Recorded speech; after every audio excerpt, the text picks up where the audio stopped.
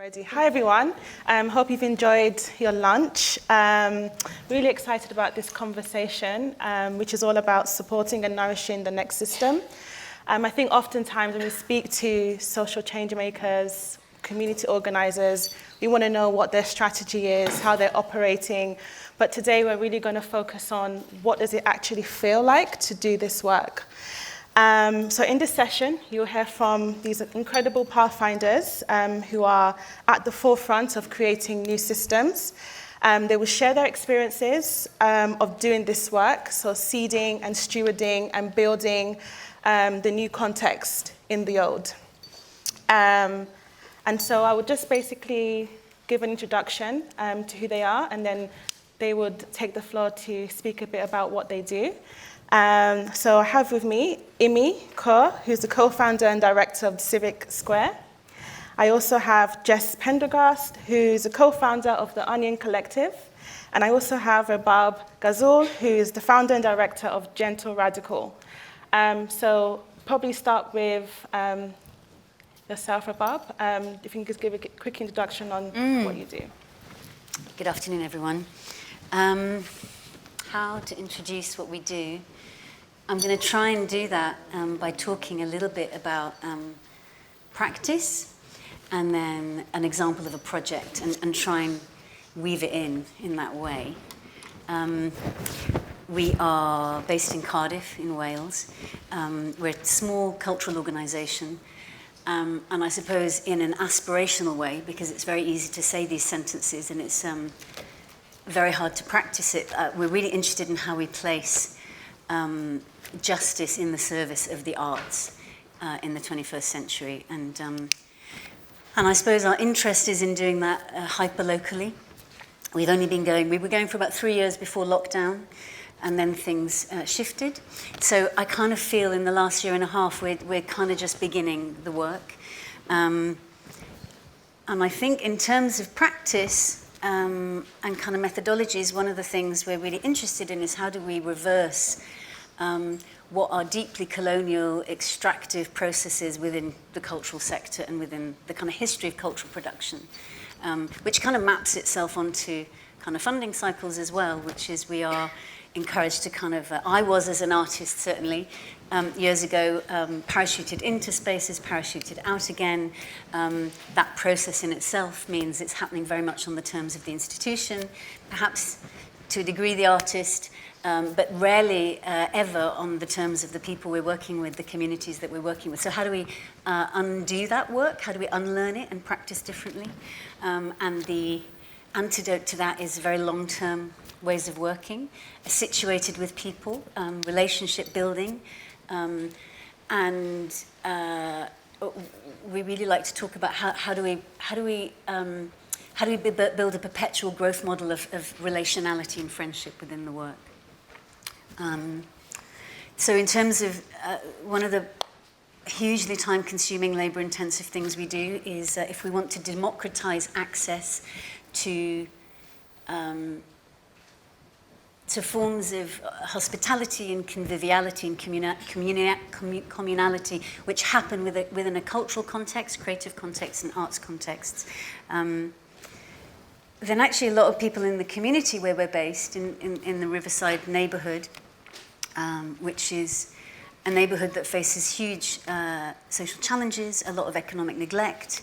We have a 50% migrant population, about 46 languages spoken across like 13,000 people, 51 streets, 2,400 households. So our interest is how do we work alongside and serve that group of people, and how do we do that aware that many people are not downloading, tweets about us on their phones, or may not have smartphones, or may not be, accessing the internet, and so our way into that is to do door-to-door, door knocking, and for the whole team to do that.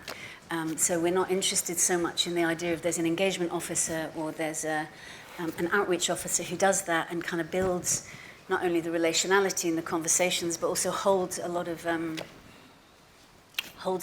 awareness of what's going on in the community. How do we expand that? So we all engage in that process. We democratize that process.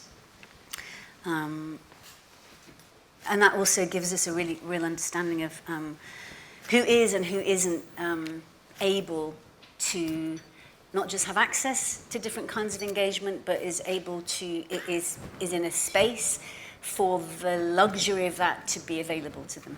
Yeah. So just to finish, an example of then what we do as a project, because we kind of run different cultural projects, different platforms, different kind of forms of engagement.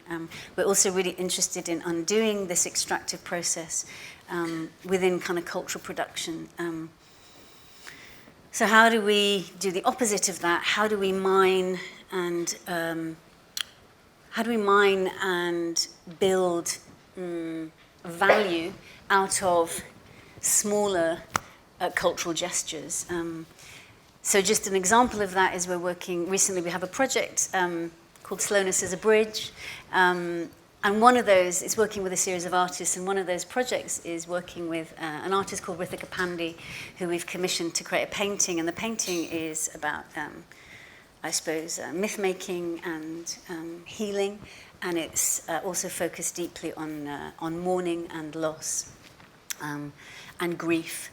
And we are building a project around that painting so that the painting moves through households in our neighborhood. So how do we displace cultural artifacts from museums or institutions, and how does a neighborhood become an institution? How does a neighborhood steward an artwork, but how does that happen over weeks, months, years, decades? So the idea is the painting will make its way down a street and then be passed on to the next and to the next.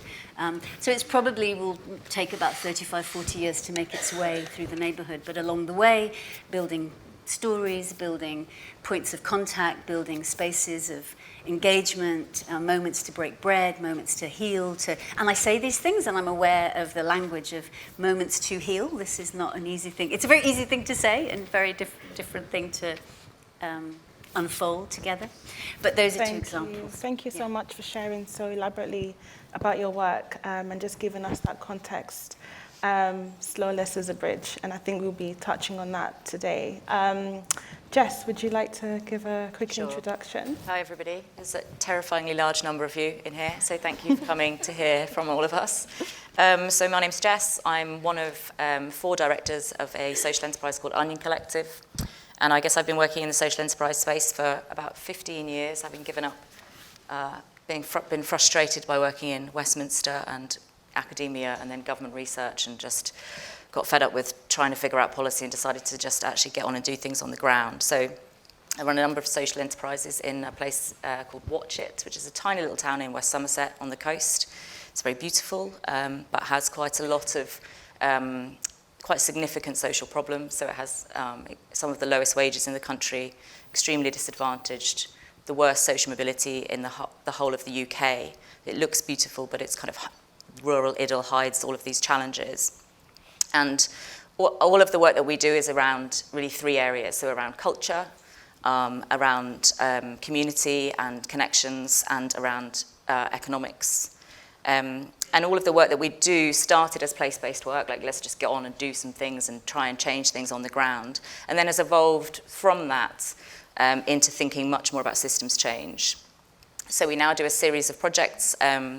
We are developing something called Understory, which is a gaming platform, a social gaming platform, combining kind of community tech with social capital, and how you can help communities to understand their own structure and build their resilience and actually start to make change.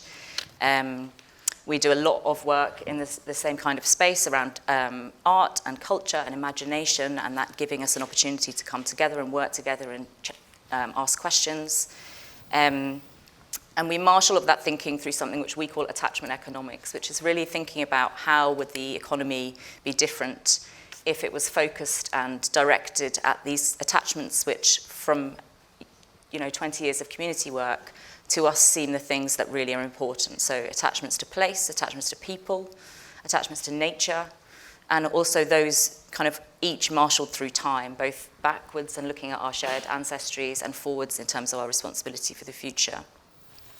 And as well as doing all of this thinking and trying to understand what's going on, we continue to try and deliver in place. So we run particularly an organisation, a building called East Quay, which is essentially the embodiment of lots of those things. Galleries, studios, workshop, restaurant, places to stay, and really just a space for community to grow and develop together. That makes sense? Yes, it does. Thank you. Thank you so much. And Imi. Hi everyone, thank you so much. Yeah, we definitely thought everybody would go to main stage, so we were thinking of a small audience, so thanks for turning out. A bit nervous now though. So yeah, I'm one of the co-founders of Civic Square. Some of you might know we were previously Impact Hub Birmingham. And to sort of summarise what we're very much focused on is this idea of civic and social infrastructure at the scale of the neighbourhood for the climate, social and ecological transition that we're facing. And what we're really interested in is deeply demonstrating many of the things you've heard amazingly today about new economic possibility, giving form and frameworks and experimentation and organising, governance forms, financial instruments that will help us to start to build infrastructure that does build a real deep, honest understanding of the place and time that we're in. So to give you a bit of an example, we've got sort of 3 key demonstrator areas. The first one is the public square, which is the physical retrofitting of existing industrial buildings, to really show in practice the sorts of infrastructure that we've always known we've needed, but what is fit for purpose for this time, responding to ideas around the 3 and 4 degree neighbourhood, understanding how we need to build, how we need to think about materials, the spaces that people will need to come together and convene in. And you all know this intuitively. This is not innovation, but you know from the pandemic, from many other things, that the role of mutual aid, the role of having access to community kitchens, the role of, we heard earlier today, Library of Things, the role of access to studios and space, and the role of having storage and bringing together food and having space where there's electric grids that are resilient when the grid goes down, and all of this. You'll know some of this really intuitively, but we're trying to build this into a demonstration of infrastructure that is collectively owned, that has an exit to community, that has a long-term perpetual financial instrument that returns, generates wealth and returns it back to the place in practice, and that's one of the key demonstrator areas. Not to say that every community in the country needs to build a civic square, no way, right? We know that a lot of what I'm talking about in that space is that we know our school roofs, our school playgrounds, our empty shops, our patches of grass, the places where all of the work that we know is going to be critical tomorrow is already popping up. And it's to show the sort of models deeply about how we can do that and what are the legal, the governance, the financial, the stewardship models in practice. We know them in theory, but how do we build them in practice? Secondly, we're focused on that reimagining economic possibility, how the neighbourhood can be part of a story of reimagining what that looks like, what are goals beyond what is the post-capitalist economy, as Julian talked about this morning, what is other goals other than GDP, and actually starting to give form to those in practice. Now, we work with the Donor Economics Action Lab framework, and we're bringing that to life in lots of different ways as one way of doing that, but really trying to give that practice. And thirdly, we're working at a street level to really demonstrate what this looks like. And for us, that deep demonstration is to really export the ideas, the framework, the movements, not to have like 100 civic squares all over the place.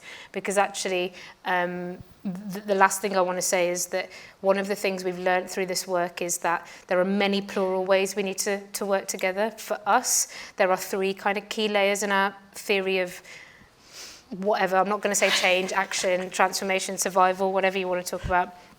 And that is that the layers that we've heard lots talked about today, the dark matter, the codes, the rules, the things under the surface that are actually holding back the progress that we know. Lots of people have talked about it in different ways. It's legal, it's legislative, it's the boring revolution, it's codes, norms, contracts. The dream matter, which is the ability to imagine, beyond the absolute crisis and disaster that we're in. And for us, what we talk about in the everyday matter, bringing this to life in practice in ways people can participate in it and start to give form, give ideas, and start to take us on that journey. And so for us, Civic Square is really looking at in other huge times of transition globally and in the UK, the building of infrastructure that doesn't have to be big and vast and shiny, but the building of infrastructure, whether that be in an imperial colonial context, the NHS and thus the GPs, or the community libraries, or the education system, at times of huge transition is critical.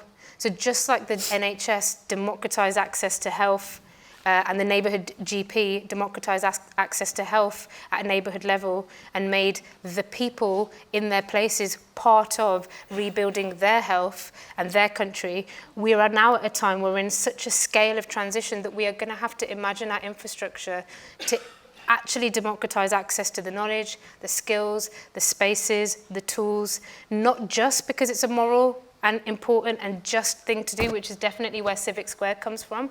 But pragmatically, when we talk about there's a role for everyone, we are actually genuinely going to need huge national movements that are able to organise and self-determine, and all of the things that we've heard about, generate wealth, keep it locally, reimagine food systems, reimagine at many scales.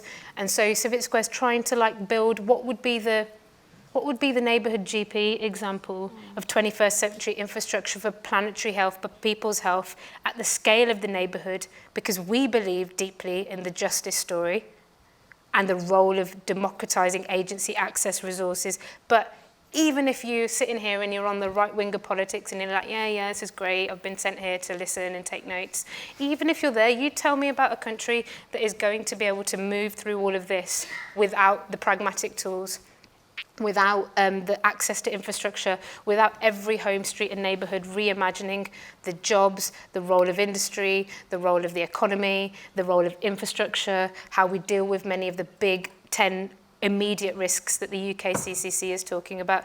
And I guess I'll talk about it later, but for us, I just feel incredibly privileged, even though we're going to talk about the hard stuff in a bit, to do this, because imagine we're sitting here in the global north, just able to be what should we do? That's nice. We've got a few years warning. We can see what's happening elsewhere.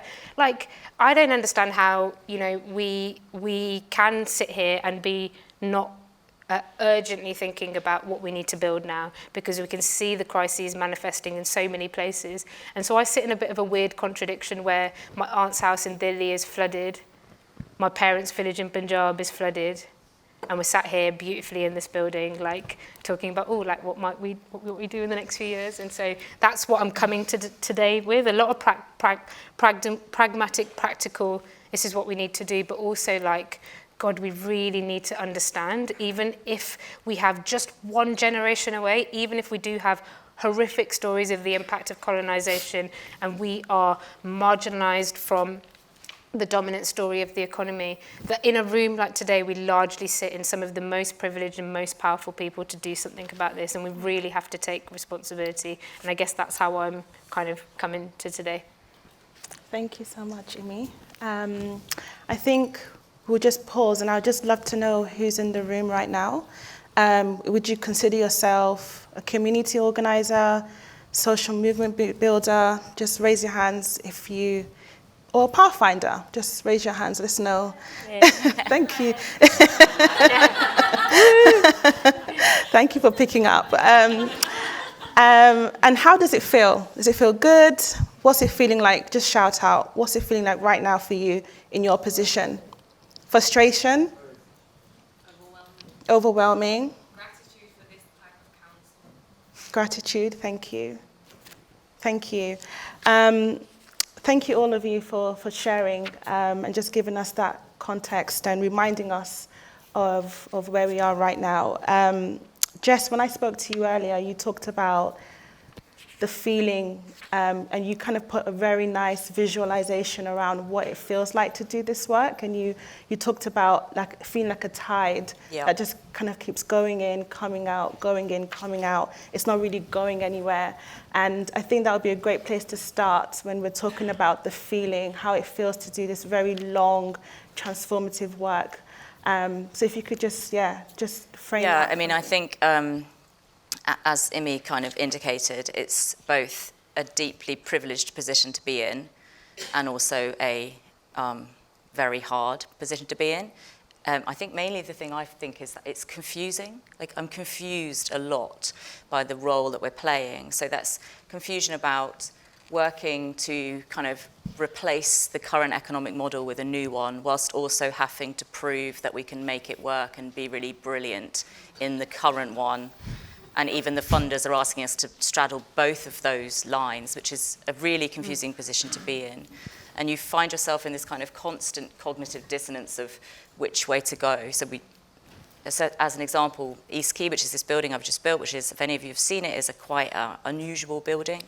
Has been quite controversial, not in the community, but actually mainly with the architecture world. And we just didn't get nominated for the Sterling Prize, having been hotly tipped to be nominated for the Sterling Prize. In fact, we weren't even given a national award.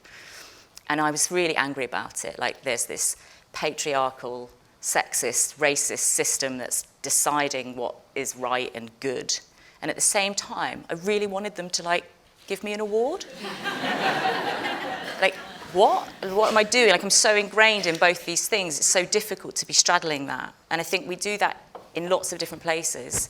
We want to take risks. We want to make things happen. We want to change things. But with risk comes failure. And if you fail, then are you taking away hope? And are you making things go backwards? Like, that's a really hard straddling. We have these expectations of ourselves. Funders have expectations of us. We have expectations of funders that we feel too nervous to tell them about because, you know, that might change their mind about us. Like, all these things where you're just balancing. And I was thinking about it as a tightrope this morning, but you're right. When we were talking yesterday, it was about that tide. And I think because I'm by the sea, it's not a nice sea, it's the Bristol Channel, don't get any illusion. But we do swim in the sea in the summer, sort of brown sea in the summer. And even in that brown sea, there's something about going out, being on the horizon, not being able to see anything. And sometimes it's like completely liberating and you feel so lucky to be being washed over or being able to swim out as far as you can. And then sometimes you just think you might drown. Mm-hmm. And I think it's like that. It's like you're in it and it could turn on a shoestring and you never really know. And the you might drown bit is hard to straddle. Thank you. That's quite powerful. Rabab, what is it feeling like for you? A lot of things, and some things you've touched on.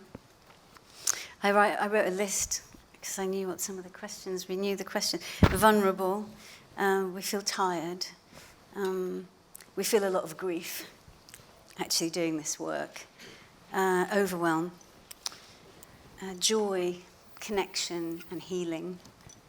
I really relate to the confusion. What is it that we focus on?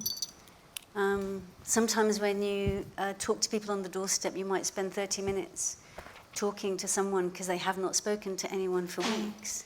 And they may not be in a conversation with you because their mental, emotional health is so poor. They have fallen through so many social nets.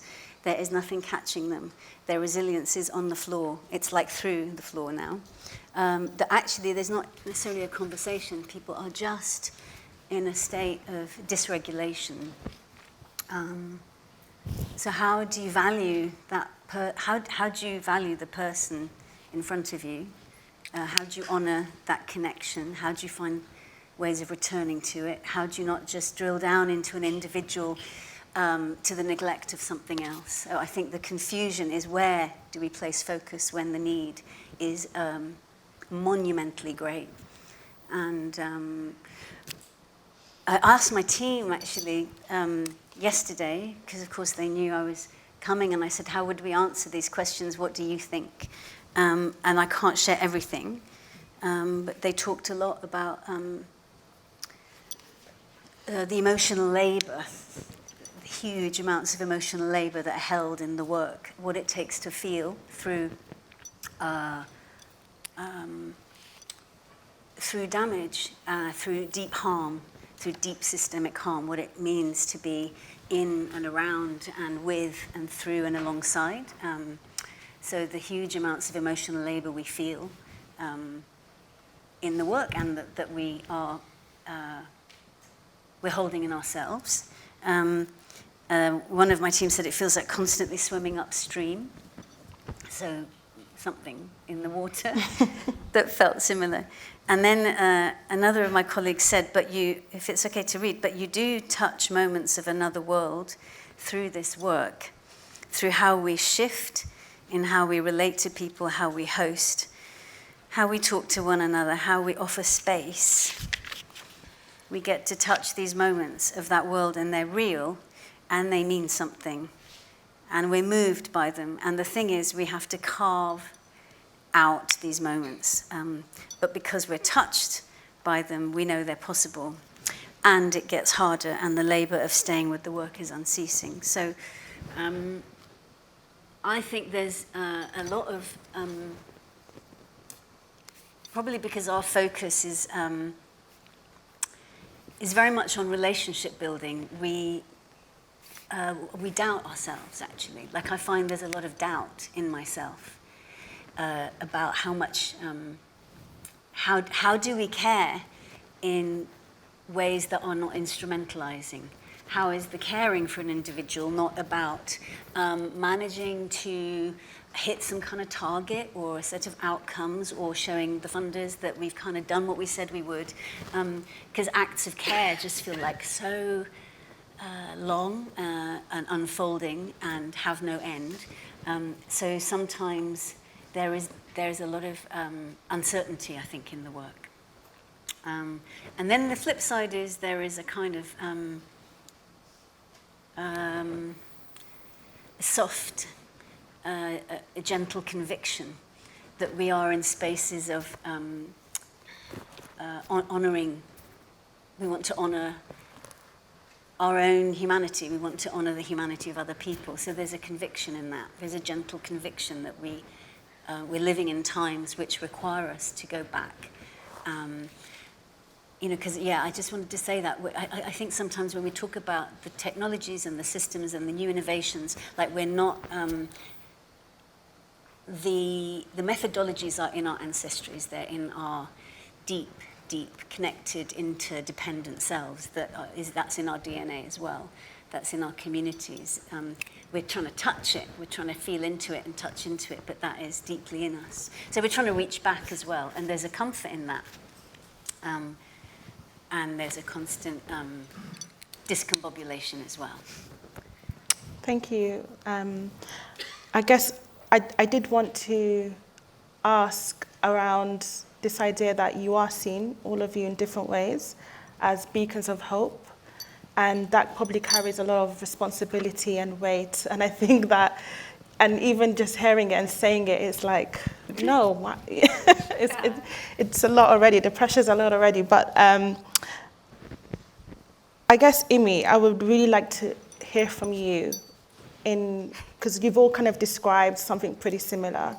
What do you think are the ways in which we can support beyond the finances, beyond the monetary support? Because I think this is just not a question of help us get our work out there or help us transform, but then there's another question around the human beings behind the work. And just from a practical sense, what are some of the things you think we should be thinking about, talking about, or that we're not really doing enough of? Yeah, absolutely. And I think for people who are sat in the room being like, I'm here for some practical things, I think sit with this, because I think by the end we will sort of get there as well. I just want to build on that bit of like, the most pressured thing about being in this room isn't actually all the funders. It's like being amongst peers and like being responsible, and that piece of like my good friend Fazana Khan always talks about citation as feminist labour, and I've literally forgotten who said this quote. So sorry. I should know. But anyway, that quote of like the test of first-rate intelligence is like whether you can hold contradictory points, and NChem this morning talking about what it means to sit in those different embodiments, I think is really critical in that individual space of like becoming and knowing yourself. But the bit that makes me nervous about being up here is like the responsibility to everyone, right? I can see Amara there, I can see Mumbi at the back, I can see like people who are just, like Indy said this morning, we're just a sample up here of loads of brilliant work.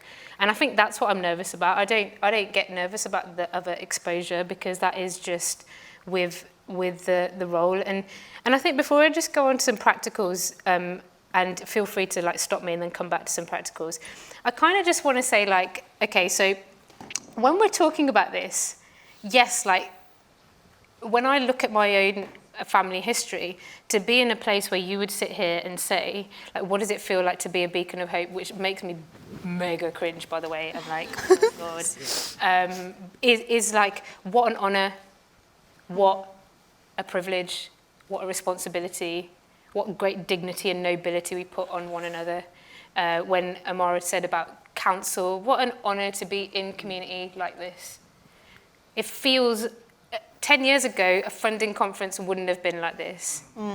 Not at all, man. And we get here in the morning, it's like a riot from the minute we're here, and we're seeing each other, and like we're excited, and the dominant voices are changing, and the respect and citation and everything like that's great. That feels good. The crises that we're in and our inactions have also accelerated in that 10 years. But like all these things, they feel really good. I want you to really know that. When I come to my practicals, either in this question or later for funders, those practicals that I'm going to give today are not like the indies of this morning or like the big 100-year visions. It's going to be like what you could go back and start doing now to nurture more of that joy, that honor, the privilege, the chance to build new worlds, to have the resource to do it, to convene, to be in community with each other, to have the resource and space to be here together. Let me be really clear, I wouldn't be here 15 years later and pretty much 10 years of those barely earn anything and nearly break ourselves if I didn't feel both absolutely honored to do this work and the necessity of it. Be really clear on that. Like, I don't want you to get that muddled up. But when we're talking about what this feels like, right, let me just give you a little list. So I was thinking about what are all the contradictions that have happened over the last 10, 15 years. So the things that we're expected to do or be to get here is build the organization. Don't build it too big though, because then you're going to become like a corporate. Hold the vision, share the vision, communicate the vision, share the wins, share the conflicts, share the failures. Don't share them too much so we don't have confidence in you that you can't do it. Share the learnings, communicate the learnings. If you do it in writing, why isn't it more accessible? If you do it by video, could you write this? How long till you're going to share that? Be open, be honest, be vulnerable, be joyful, be confident, live in abundance, be well, look after your well-being, look after the well-being of your team. But remember, don't build too much of a big corporate entity, but somehow find the resource to do all that. Support the well-being of your team, not get pulled back into the status quo. Create good working conditions, but remember, don't become too much of a big corporate that you lose your radical edge, but somehow pay really good pensions, distribute the work well, have the resources to do that constantly for multiple years on the go. Don't ever miss one payroll. Don't ever accidentally miss 1 year where it goes wrong. Be vulnerable, open. Remember, not too much. We still got to be confident in you. No, don't become a big entitled corporate entity. Be able to move from organising on the ground and be on the ground and hold the big picture, the local embeddedness. Can this spread? What's the financial instrument? Build the governance instruments. Show this in practice. Communicate it regularly. How are you relevant here, there, everywhere? How are you responding to everything? I remember Amara and I talking about the first month of the pandemic. Literally everybody phoned us like we were the UN. What are you doing about this? And I was like, yeah, okay, look, we can do that too. We can help with that. Build and dismantle the existing systems. Be articulate in building and dismantling them. Like, you really got to know how to dismantle them. You got to know them ins and outs. Don't you dare ever like say what economics is accidentally wrong in the wrong room, because you'll be discredited completely. Imagine and build. Build with integrity, enough that you trust us. Not too certain, because we've got to be experimental and agile, which is really important. Imagine, create the capacity to imagine, both now and like 100 years into the future. Great, like important. All these things are important, right? I'm just giving you like the last maybe 10 years, or like mine and Amara's dinner conversations, or any conversation. You got to build the entire ecosystem around you. So you've got to talk about what it means to go beyond the rules, change your hiring processes, your job contracts, your ways of being, rules, codes, norms. Build them, make them, share them, make sure they're legally compliant. You've got to design the new financial instruments. You've got to build the land contract, the stewardship methods. Last few, still a few more. Make sure you develop your team well. Make sure you're supporting them well. Make sure you've got new hiring practices. You're nurturing each other. You've got to be able to go with all the shifts. Funder changes their mind. Board decides something else. Someone changes. You've got to be ready to pivot. Make sure you turn up joyful, creatively, imaginatively, honestly, openly, vulnerably. Not too many failures, because then we won't trust you. You've got to go from everyday organising to the deep matter, dark matter, deep code, tangible practice, defamation, take big challenges, deal with conflict, know how to honour each other, cite each other, stand up here and honour your peers well, and do the work. Now, I'm going to tell you, it's been an absolute...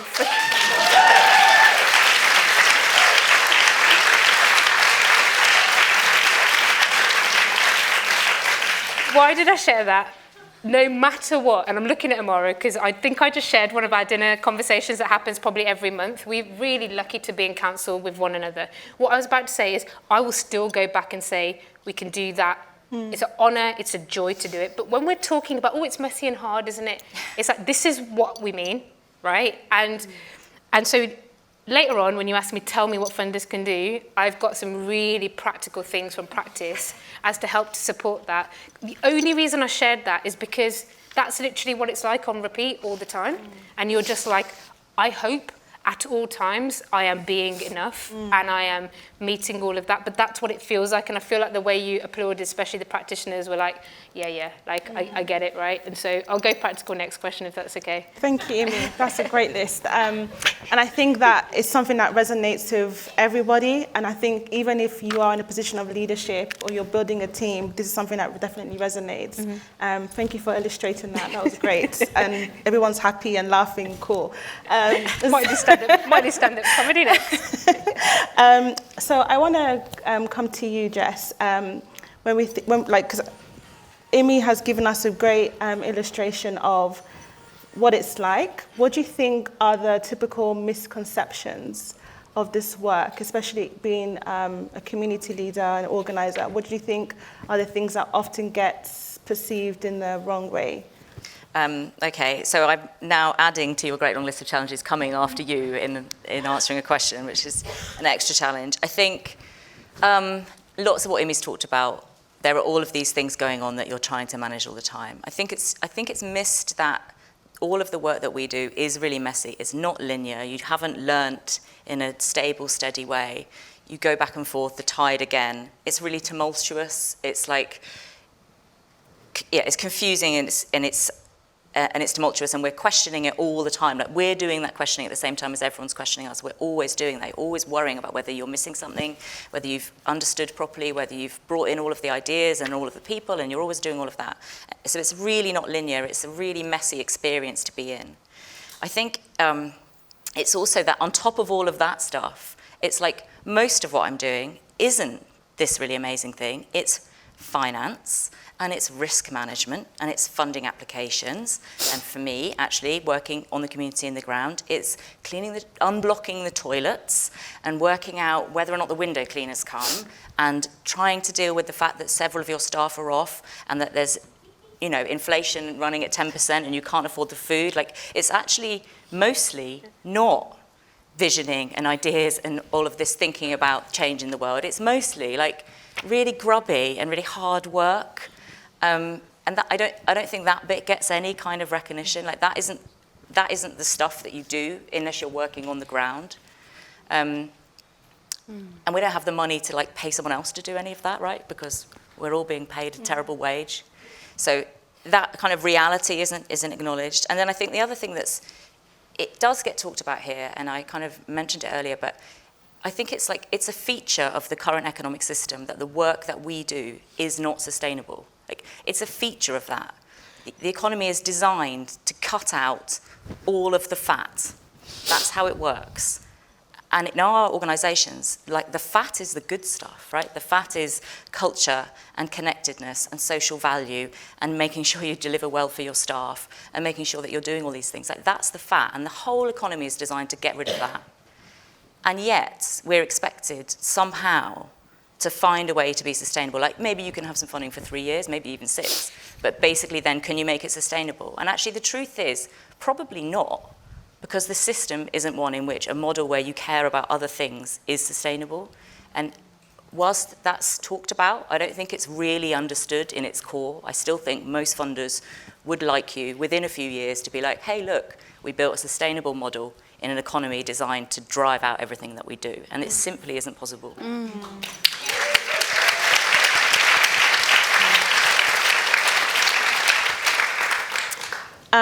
We have 5 minutes. Sorry. Sadly. Sorry. In fact, 3 minutes. 2, thank you. So I really would love to spend more time. So in this last 2 minutes, and I'm very sorry to have to rush you, if you can just give final reflections. Amy, that's probably going to include your practical tips. I'll just give them. But yeah, just very quick 2 minutes of final reflections. Let's start with you, Rabab, and then we'll cascade down. Yeah, I suppose following on from the misconceptions, I think some of the misconceptions are that rest, when we talk about rest and healing or self-care, these are fluencies we are all using all the time, but that these are not abstract concepts. And to, I suppose, what does it mean to resource organizations like ours so that we actually can practice a coherence of that? That the strategy is our own coherence, that we can actually, the things that we say, we're able to enact. And I struggle with the what other than resourcing and funding, because actually that's basically what we often need. I want to be really clear about that. Our organisation, I think, supports the equivalent of 3 full-time staff members, and it's just impossible to do everything we want to do, So, actually, that feels really clear. But then also, I want to say... So sorry, Rabab, we only have to 2 stop. minutes. Yeah. Sorry. No. I'm so sorry. So 2 things. Firstly, I think about the questions that you ask and think about the answers that people are actually allowed to give you. Like, are you really allowing a safe space for people who are in this experience to tell you what's going on? Or are you pretending that you're doing that whilst not really? Like, really think about the answers people are allowed to give. And then the second thing, I think, is be the beacons of hope for us as well. Like, I can't tell you how, overwhelmed I was by the Lankelly Chase announcement this morning. I sent it to my fellow directors. Sally will be furious with me for saying so, just responded with, holy shit. And that's, doing things like that, where it feels like there are these huge institutions who are trapped in all of this, but you've got our backs and you're doing the thinking we're doing as well and are there. Be the beacons of hope for us. That's just astonishing and amazing and gives us a kind of feeling that maybe if we keep going, this is all part of something we're doing together. Thank you. That clap is going to take 30 seconds. Please, let's hold that. So remember what Nkem said this morning around shame. There is precedence, even though they're shrouded in colonial capitalist, extractive capitalist models from our history. We could leave the bad things behind, but we can understand that we have moved through massive periods before. And you need to be emboldened by that. Philanthropy needs to remember what it can do. It can demonstrate tomorrow's infrastructure today, and it will always feel on the edge today, It will always feel like it's not quite here, but philanthropy is that one space that can invest in that. I've got 10 points that I'm happy to share outside with anyone who's like, I'm literally going to go and do this. No, I can't. I'm going to get checked off. People hate me already for being a long form person. So I'll say the rest, but I'll say 2. So drop that shame and start to be emboldened and do the inner work to recognize the power and influence you do have in a healthy way, because we really do need us all to throw our shoulders back, stand up and go, okay, we can do something now, right? And there's lots of which ways to do that. But 2 things, long-term discovery capital is key.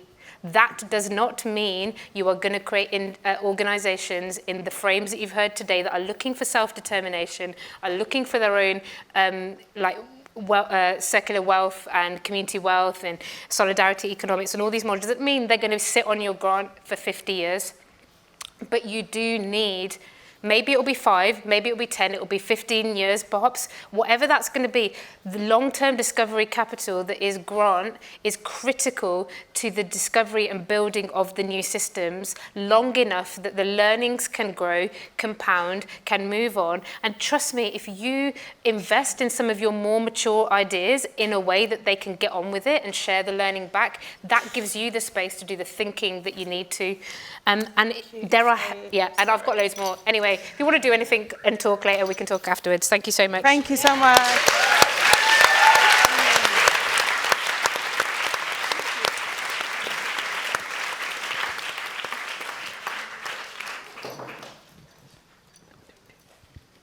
Okay, thank you, everybody. Enjoy the rest of your day. Thank you.